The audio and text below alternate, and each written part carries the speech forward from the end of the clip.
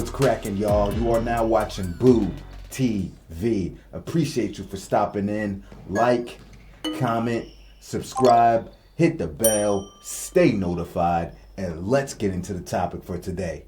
The Dallas Mavericks completed their NBA journey for this 2023-2024 season by closing out the Dallas Mavericks in 5 games. And Game 5 was a pretty convincing win. Before I talk about the Boston Celtics, let me first start with the Dallas Mavericks. What went wrong in Game 5 after that great victory in Game 4? One thing I said in the previous video is that the Dallas Mavericks were going to have to bring that same type of energy, that same kind of effort. The role players were going to have to come with them, and they're going to have to share and distribute the ball just like they did in Game 4 if they want to have a chance of continuing to win games in the series.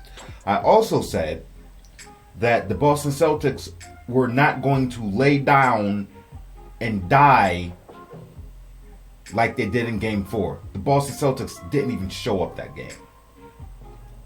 And it could be for a plethora of reasons that I mentioned before. But I said that was not going to happen again. So whatever energy and vengeance the Boston Celtics are going to come out with in the future, the Dallas Mavericks were going to have to be ready to match that energy. Match that effort. Excel. And they absolutely did not do that at all. Whatever magic happened in Game 4, it did not translate in Game 5. In fact, I think Luka Doncic was doing too much. Now, you might look at the box score and say, oh, he shot a shade under 50%, had double-digit rebounds, had, 5, 6 assists, something like that. But he was doing too much. The type of basketball they played in Game 4 was not the type of basketball we saw in Game 5. The ball was sticking to Luka so much, and I get it.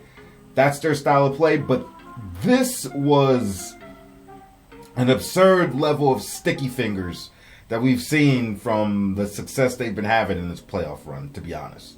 To the point where it was subtracting from Kyrie Irving's involvement in the team's offense. I felt like Kyrie Irving wasn't even in the game. All I remember is seeing Luka Doncic with the ball, holding the ball, dribbling the ball, waiting to find the assist or waiting to score. That's what I felt like watching that game. And I'm telling you, it completely took Kyrie Irving out offensively. It did. It was going to have to be a collective effort, shared responsibility between Luka and Kyrie and the rest of the guys coming along. But whether if it was Jason Kidd's game plan or Luka Doncic just being Luka Doncic, I don't know. But that was a recipe for disaster. They weren't going to win that way. Not to mention, again, the turnovers. Luka Doncic had over half of the Dallas Mavericks turnovers for the entire game. Stupid turnovers. And I get it. That's going to come when you have the ball so damn much. Which should tell you, let go of the goddamn ball. Let go of the goddamn ball. Share the wealth. Spread it. Player movement. Pick and roll. Screen. All that stuff. There was basically none of that, man. It's about just standing around watching Luka handle the basketball, man. It's so stagnant. It's horrible offense. And that might get you so far against certain quality teams, but when you get close to that mountaintop, it's hard to win championships like that. I don't think I've ever seen a player win a championship like that, quite like that. I've been saying it since I've started this channel, even before I started the channel, is that brand of basketball, it is hard to win championships. It is easier for higher level defenses to cue in on that player that does everything and load up on him. And it's going to take your team out of it. I've said that. And that the Dallas Mavericks got this far, I was going to be like, man, I might have to eat my words. But there it is. There it is. If the Dallas Mavericks are going to continue this brand of basketball, and this is the game plan, more or less, the gist of it moving forward, they're going to need another quality scorer. If this is how they want to play basketball. somebody else for when the other guy doesn't show up or is taking out the game. Or beef up these role players. Get some more quality shooters, a couple guys that can create for themselves. I ain't saying they didn't have enough. Maybe things could have went differently. They played a little differently. But at the end of the day, I think the Boston Celtics just had a better roster at the end of the day. Somebody said, they've been telling me, right here on Boo TV. He's like, honestly, man, I just think it's a personnel thing. I don't think the Dallas Mavericks, they just don't have the personnel to build this Boston Celtics team. Absolutely right. I agree. Not saying it's impossible. It's possible. Anything's possible. But Boston Celtics are just far more balanced. Kyrie Irving, I don't know what to say. I don't know what to say about this guy. Especially against the Celtics. I don't know what to say about this guy. Especially in Boston. I don't know what to say. I got no words. I don't even know how to process it. Notice I never got into that whole Luka and Kyrie, the greatest scoring duo or scoring backcourt, when that was going around over the last 1 or 2 weeks. I never said a peep about that because I was like, I feel like they said it about somebody every year, man. I'm just like, whatever. But anyway, enough of the Dallas Mavericks. Congratulations to the Boston Celtics. And this hurts to say that. It hurt me to watch them celebrate. Confetti flying from the rafters. 18th championship. Put someone up on the Lakers. It hurt me to see that, man. Can't stand the Celtics. I really can't. But kudos to them, man. How can you argue that they haven't been the best team all season? You can't argue it anymore at this point. I get it, the Eastern Conference is weaker, but they took care of the business, and then they went on to the top dog in the Western Conference via the playoff format, and they took care of them light work. What can you say? They had the best regular season record. People frowned on it. Best playoff record. People still was frowning on it. Took care of business. What can you say? This is a good roster, man. It's a very good roster. And I think this roster would have performed well even if they were in the Western Conference. When they acquired Porzingis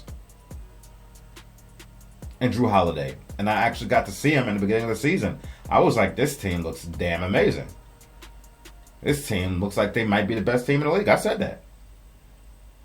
I didn't double or triple down on it, but I'm not surprised. Even after the Giannis Antetokounmpo trade. Not the trade, but the Damian Lillard trade. A lot of people were hopping on that bandwagon. Me, rooting for the Bucks. Me, a Giannis fan. I was like, I ain't sold. They ain't better than the Celtics. They're not. And I think Dame's overrated anyway. Congrats, man. These guys played hard.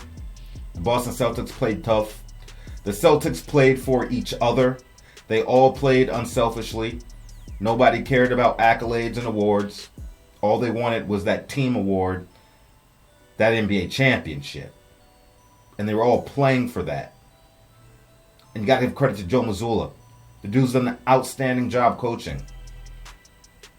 He's caught a lot of flack. Especially after the removal of, what's his nuts? Ime Udoka.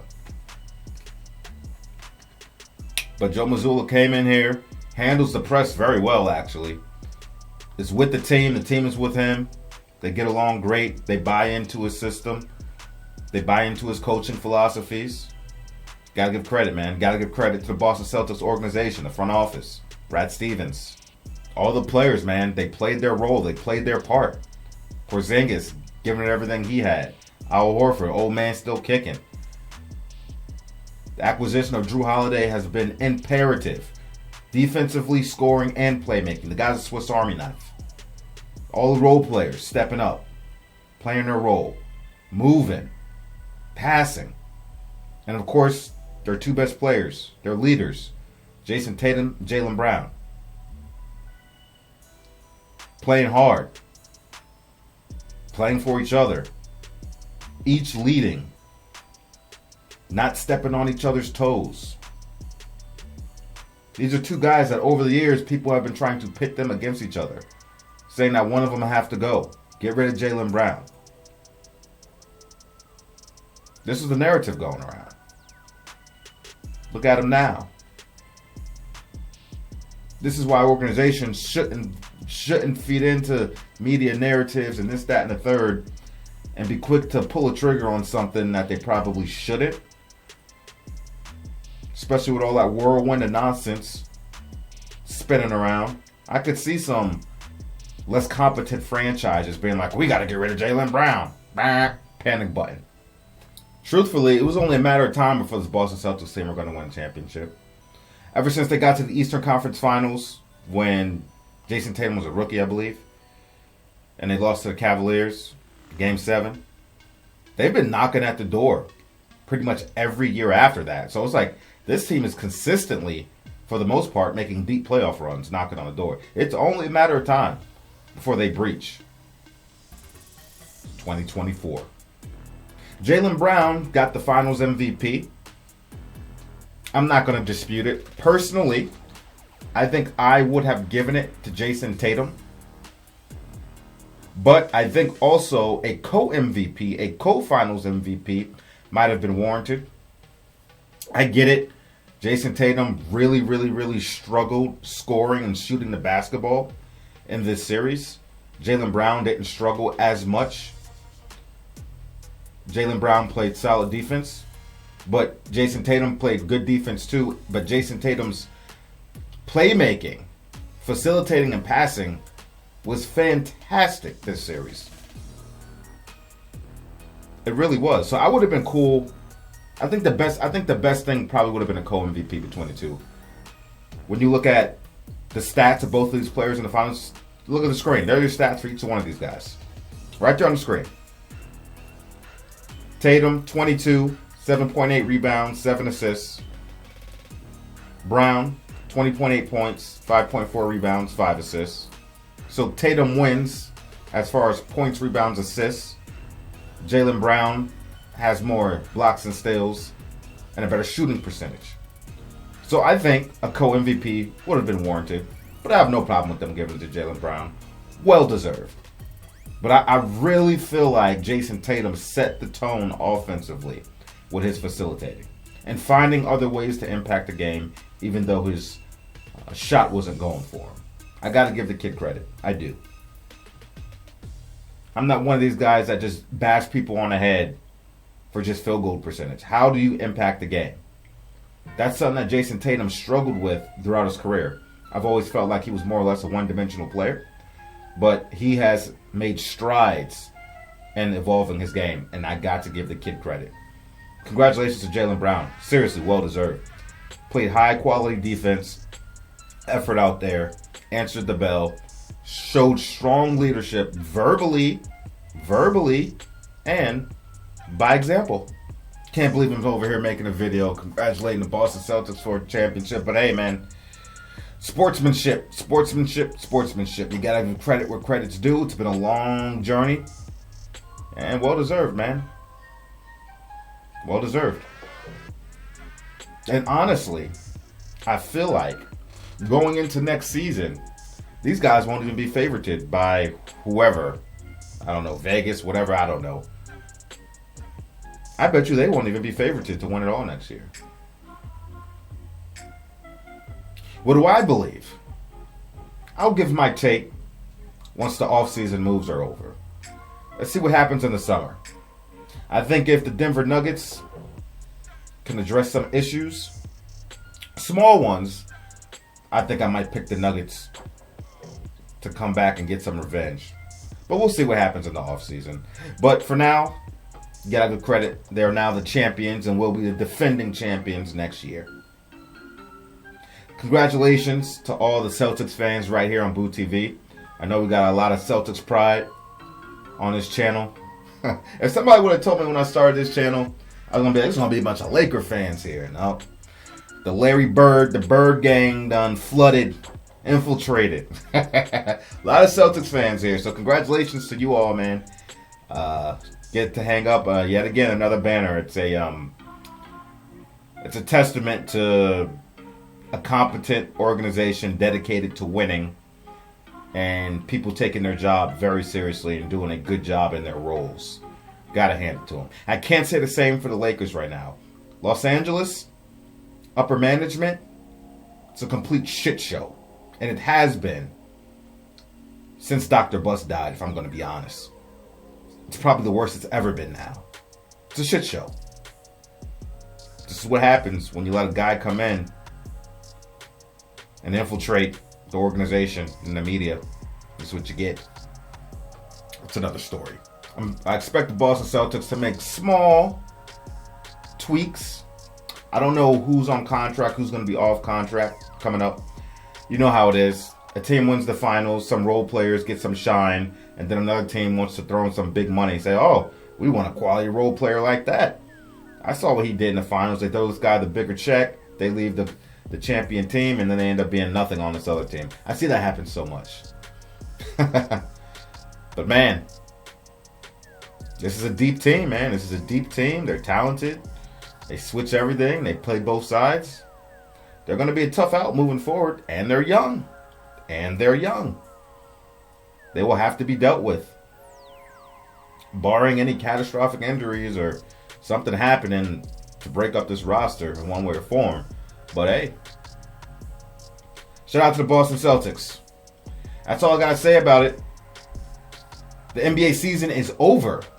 So now, I'll be going back to doing more videos just about random things that's on my mind, reaction videos, and then anything major going down in the off-season, trade signings, I'll be covering those as well. Appreciate you guys for stepping in. I'll catch you on the next one. We out, baby.